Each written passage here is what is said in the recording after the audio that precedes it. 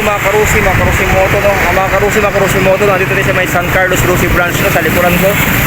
Silipin tayo mga karusi yung Rusi na gray na Rusi Flame no. Dito available dito mga karusi. Para mga karusi, samahan niyo ako. Karusi sa highway lang, along highway no. Ayan mga karusi no. Ayun. Ito mga karusi yung motor natin no.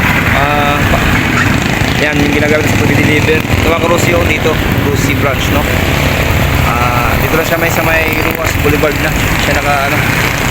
Para mga karusi no, silipin natin ito yung Rusi ano claim. Ito yung ano mga karusi, ito yung mga pang tricycle nila available dito mga karusi no. Tapos ito mga karusi yung Rusi gray no na ano 150 na claim.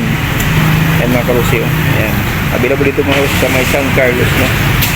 San Carlos Rusi branch no. Tapos mga karusi dito yung Rusi na ano to, surf no.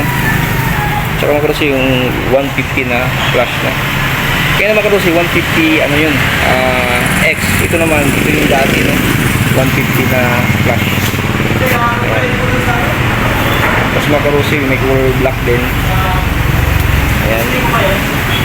Tapos yung frame kulay red tsaka kulay black.